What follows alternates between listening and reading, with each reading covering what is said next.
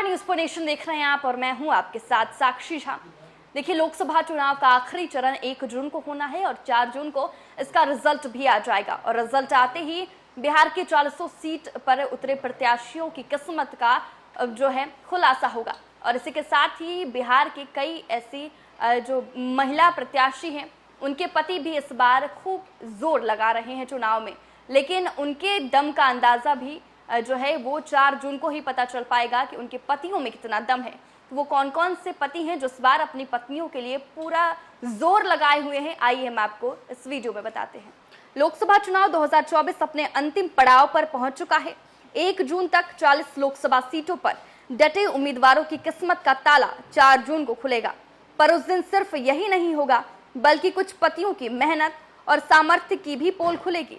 इस लोकसभा चुनाव में बिहार में कई नेताओं की पत्नियां चुनावी जंग में शामिल हैं। शिवहर लोकसभा सीट की तो वहां से एनडीए ने फेर बदलकर भाजपा की सिटिंग सीट जदयू के खाते में चली गई है। भाजपा की सांसद रमा देवी को विश्राम दिया गया है, तो वहीं जदयू ने यहां से राज्य छोड़कर आई लवली आनंद को उम्मीदवार बनाया है। हालांकि लवली आनंद और आनंद मोहन पहले भी सांसद रहे हैं, पर लवली आनंद के राजनीतिक उत्थान में आनंद मोहन का योगदान रहा है। अब एक अरसे के बाद आनंद मोहन सक्रिय राजनीति में आए और नीतीश कुमार ने लवली आनंद को फिर से लोकसभा भेजने का मन बनाया और भाजपा के साथ अंडरस्टैंडिंग भी बनाई। पर टिकट मिलने तक तो आनंद मोहन की मेहनत और सामर्थ्य दिखा। अब जो दिखना शेष है वो है शिवहर से लवली आनंद की जीत।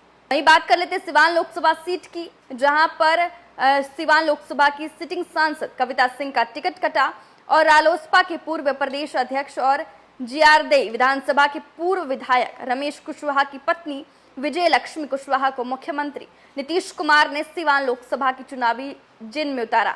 राजकिशोर चौधरी रालोसपा के सक्रिय राजनीति से जुड़े रहे। वो 2015 में रालोसपा से विधायक भी रहे हैं, लेकिन इन दिनों जदयू की राजनीति के कायल हैं और जदयू की राजनीति को सामर्थ्य प्रदान कर अपनी पत्नी विजय लक्ष्मी को सिवान लोकसभा के चुनावी जंग में उतार दिया है। बात कर लेते हैं वैशाली लोकसभा सीट की।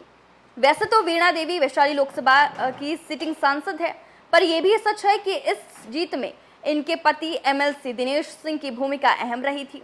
इस बार तो लोजपा की सिटिंग सांसद का भाग्य ठीक नहीं रहा। कई सिटिंग सांसद को बेटिकट होना पड़ा। वहीं खगड़िया से महबूब अली केसर, नवादा से चंदन सिंह, समस्तीपुर से प्रिंस पासवान और हाजीपुर से पशुपति पारस। वहीं केवल एमएलसी दिनेश सिंह ही अपनी क्षमता के अनुसार अपनी पत्नी का टिकट बचा पाए और वीणा देवी राजद के मुन्ना शुक्ला को टक्कर दे रही है और दोनों ओर से आजमाइश का नजारा दिखा भी। अब तो 4 जून को ईवीएम खुलने से ही पता चलेगा कि कौन जीत रहा है और कौन हार रहा है। अब बात कर लेते हैं मुंगेर लोकसभा सीट की, जहां पर मुंगेर लोकसभा से खम ठोक रही राजद की उम्मीदवार अनीता देवी का चुनावी समर में आने का किस्सा भी बहुत कुछ कविता सिंह की ही तरह है। कविता सिंह के पति अजित सिंह चुनाव नहीं लड़ सकते, इसीलिए अजित सिंह को खरमास में ही शादी करनी पड़ी और तब अजित सिंह की पत्नी कविता देवी को टिकट मिला और जीती भी। इस बार भी अनीता देवी के चुनावी मैदान में मजबूरन उतरना पड़ा। अब चूंकि अशोक महतो चुनाव नहीं लड़ सकते, इसीलिए जल्दबाजी में ही अशोक महतो ने अनीता देवी से शादी की। उधर राजद सुप्रीमो लालू प्रसाद यादव ने अनीता देवी को मुंगेर लोकसभा से उम्मीदवार घोषित किया। अब अशोक महतो के प्रभाव की परीक्षा 4 जून को होगी।